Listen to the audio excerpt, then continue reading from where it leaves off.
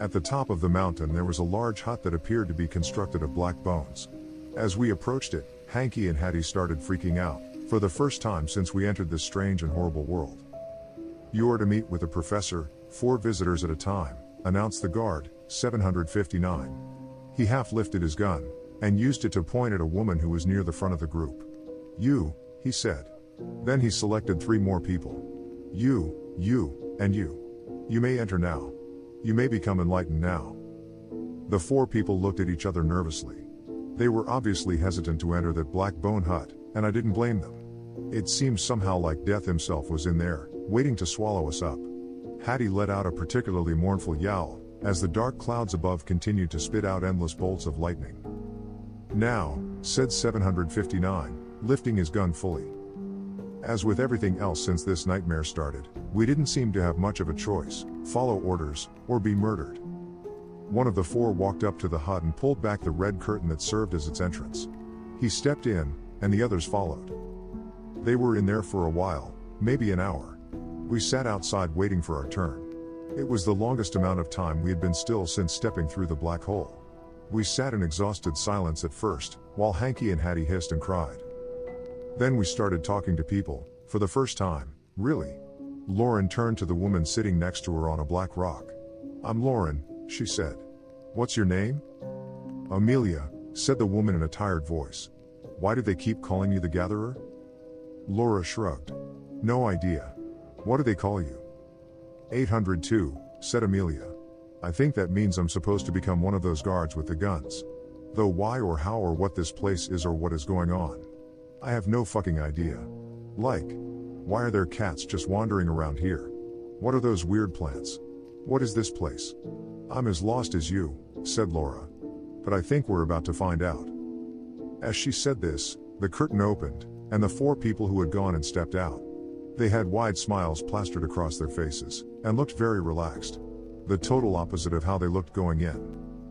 759 selected 4 more people, including Amelia, and we sat waiting for our turn. We tried to get some answers out of the people who had already gone in, but they weren't saying much. "Everything's going to be just fine," was all they'd say. "You'll see." I tried to get our cats to calm down, so maybe I could take advantage of the wait time to get some internet reception. But they were both backed up against rocks with their tails straight up and their fur on end, baring their claws and swiping at anyone who got near, including me. We made some more small talk with the people around us, but nobody knew anything more than we did. Eventually, we settled back into silence. I sat there with Laura's head on my lap, waiting. We were so exhausted, but the weird drink they had been giving us wouldn't let us go to sleep. From inside the hut, I heard a scream. Laura bolted upright, and we all started at the red curtain with wide, terrified eyes. Finally, the curtain opened. But this time, only 3 people stepped out. Like the others who had come out before, they seemed perfectly happy with life. But they were one short of the 4 who had entered. Then it was our turn. 759 pointed to me, then Lauren, then 2 others. "You ready?" Lauren asked. "No, but I don't think we have a choice," I said. I went first. I pulled back the curtain and stepped in. I was instantly overwhelmed by uncomprehending terror. The first thing that I noticed, because it was the only thing moving, was one of those horrible creatures of snake and bone, with a shimmering ghost head, crouched in a corner. It was tearing into a human body. The guy before us who hadn't made it out. A spray of blood and body parts splattered against the bone walls of the hut. Next, my eyes moved to a large machine sitting on a table. It had all sorts of levers attached to it, and was making a constant whirring sound, which could barely be heard above the wet noises of the monster ripping apart the corpse. There were several wires coming from the machine and I followed them with my eyes. They run up and then over to where 4 people were sitting strapped to chairs. They were sitting motionless, only occasionally blinking wide open eyes. The wires ran into their heads, and then back out of them. On the floor next to the chairs was a cat carrier. Inside was a cat, apparently sleeping peacefully, with the wire also running into and out of its head. The wires ultimately led to a man sitting cross-legged in another corner of the room. He had shock white hair, was wearing large eyeglasses, and the wires terminated in his head. His eyes were closed. Then he opened them, looked straight at me, and said, "Hey there, Chief. Been waiting for you." Once we were all inside, the professor began. 15 years ago, I discovered a portal from the new world to this world that you find yourselves in now. And make no mistake, Earth is young. It has only been there for 4.5 billion years. And it will not last much longer. This place, this wonderful place where everything is possible, has been around considerably longer, and will be around for as long as we sustain it, and harness its energies. Earth was never really suited for us. We were always destined to destroy it. But this world, it thrives on us. It needs us. And for too long, we have neglected it. Even 15 years ago, this world was quite different. It has been dying rapidly. That's why you're here. We are going to save it, and we are going to save all of the people on Earth. Or most of them, anyway. The professor let out a chuckle and then continued. When I first stepped through the portal, the wormhole, I was overwhelmed by this world's energies. I was transformed instantly, and my mission became clear. I had to save everyone and everything that matters. So I went back to the new world to get started. But I wasn't ready, everything was still too raw. I couldn't control the new energies inside of me and things didn't go well. I slaughtered some Harvard students, and my body was riddled with bullets when the police found me. But I didn't die. I just came back here. Upon my return here, I knew that I needed to take my time and devise a plan. That is what I have been working on for the past 15 years. And that is where you all come in. But before I tell you what that plan is, and what you'll each be doing, I want to show you why we're doing this. The professor reached up and pulled one of the wires out of his head. There was a sharp needle attached to the end. Stick this in your head, he said. Each of you. Don't worry, it won't hurt, and will go in easily. And what you'll see next is what this world once was, and will be again, with your hard work. None of us in the room were eager to jam a wire into our heads. But I got motivated when I looked back over to the corner where the snake bone monster was. It had finished its work, and was now standing up over a puddle of blood and pulp, presumably watching us. Okay, I said. I walked up to the professor, took the wire, and jammed it into my head. I felt warmth rush over me, and a mounting feeling of deep peace and even deeper joy. Everything was all right. Everything was always going to be all right forever. I looked around. I was in the middle of a green field. Up ahead was a massive waterfall, with a rainbow appearing in its midst. Then I heard them. Children laughing in pure delight. I turned around and saw hundreds of people in the field then, all smiling and playing and holding hands. Behind the people was a grove of trees ripe with bright, colorful fruit. Then I was lifting off the ground, like I was flying, getting higher and higher. I felt someone squeeze my hand, and looked over to see Lauren. She was smiling in the sunlight, looking drop-dead gorgeous. We kept rising, and I looked down. I could see the whole world. It was full of beautiful landscapes. And somehow I could see the people there too, although they should have looked like specks of dust. They were all so happy. There was no misery there. No poverty, no starvation, no strife, no murder. Everything was good and easy, everything was provided for. Everyone loved each other. It was the most beautiful thing I had ever seen, or felt. It was perfect in a way that's beyond description. Suddenly, I was standing back in the bone hut, staring at the professor. He had pulled the wire out of my head. Pretty good, huh, Chief? He asked. Then he pulled the wires out of Lauren, and the two others. We can have that again, said the professor. And we can bring everyone from Earth here, so that they are not stuck on a doomed planet. We can make a new home that will last as long as we sustain it. How? I asked. You are the gardener, said the professor. Those red plants you see every now and then? Those are what give this world its energies. We need more of them. And you are going to tend to them. I've never planted anything in my life, I said. I don't know anything about it. Oh, you're underselling yourself, said the professor. Your hands. They're glowing green. You can't see that? No, of course not. You're not ready. But you'll know what to do. And you already have plenty of work to do. By my count, there are already 23 human hearts here to plant. The professor looked over to the corner, where the monster had torn apart the man. Oh, my mistake. 24. Outside, we heard a sudden burst of gunfire. Make that 32, said the professor. I struggled to grasp just what was going on. It was overwhelming. All of it. The plants are human hearts? I asked, torn between horror and amazement. Now you got it, Chief, said the professor smiling. And the better, more virtuous the person, the more energy that her heart plant will release into the world. The professor turned to the woman who came in with us. Your heart glows gold, my dear. That is why you're the judge. You will travel the new world, and find the purest hearts for the gardener to plant.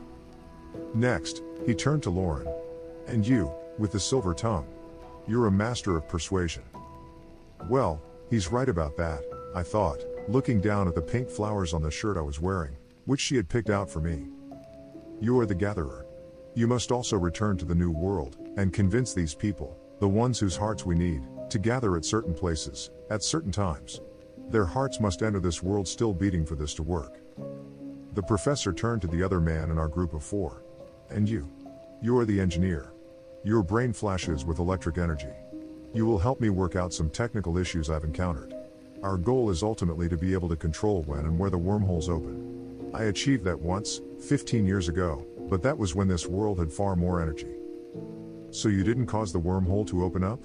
Asked the engineer. The one that brought us here? No, said the professor. I was given advance warning of it, due to energy spikes coming from the new world.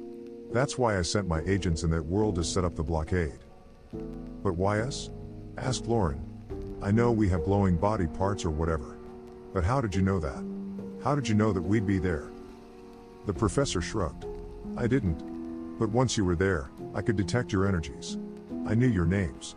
I have means of communicating with the new world. He pointed first to the cat in the crate, and then to the giant whirring machine. It is powerful, but imperfect. That is one thing that the engineer will help me with. At any rate, once I realized that there would be a mass of people within range of the wormhole, I decided that now would be a good time for serious recruitment. And the others?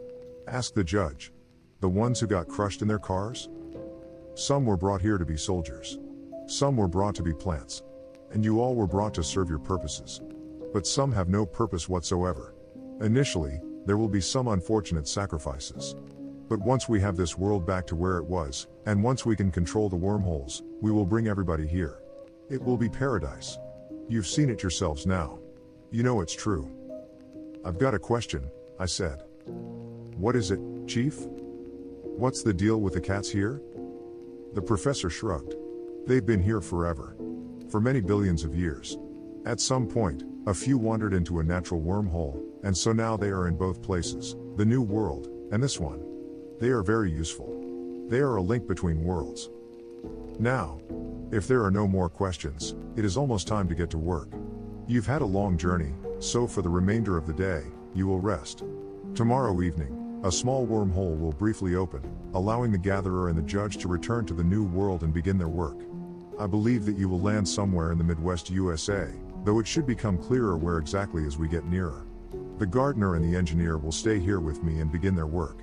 That is, assuming that nobody objects to their assigned roles? I took another look at the puddle in the corner. No, I said. We're good. Once we were outside again, the guards let us past the bodies they had gunned down, and over the peak of the mountain. There on the other side was a large plateau that held an incredible oasis. All around it were the same black rocks and dreary landscape. Then, encircled by a ring of those red heart plants, were lush green fields and sparkling ponds. I could see trees overflowing with fruit. A small break in the clouds allowed the sun to shine through onto that one spot. As soon as we were away from the bone hut, Hanky and Hattie settled back down. We walked as a group to the oasis, where several huts were waiting for us. These ones weren't made of those black bones. Soon, said 759, waving his hand in front of him, the whole world will be like this. All will enjoy it. For now, we will enjoy it ourselves. Go, and rest. As soon as I stepped into the oasis, as though walking through some invisible barrier, I felt a rush of warmth run through my body. It wasn't the pure joy that I had felt before, when I had the wire stuck in my head, but it was a taste of that. I felt completely at peace. Lauren and I found an empty hut and settled in with Hanky and Hattie. It was the first time we were alone together since this started. I was feeling, really horny. I made my move, leaning in for a kiss. Lauren pushed me away. This is wrong, she said. Not in the mood? I asked, disappointed. That's okay. We can rest first. I am in the mood, said Lauren, and that's part of what's so wrong about it. I feel so good, but I shouldn't. Not after everything that's happened. Babe. All of those people, crushed like fucking ants in their cars. That one guy fed to the monster. Those people gunned down outside the hut. And now we're supposed to go around collecting fucking human hearts to grow into fucking heart plants? This is wrong. All of this is just so wrong. I felt a twitch of a bad feeling, trying to fight its way into me. But we can bring everyone here. Eventually, I said. I'm not so sure about that, said Lauren. I'm not so sure the professor is telling us the whole truth. Remember the way Hanky and Hattie were freaking out as soon as we got within 50 feet of him? We should take that as a warning.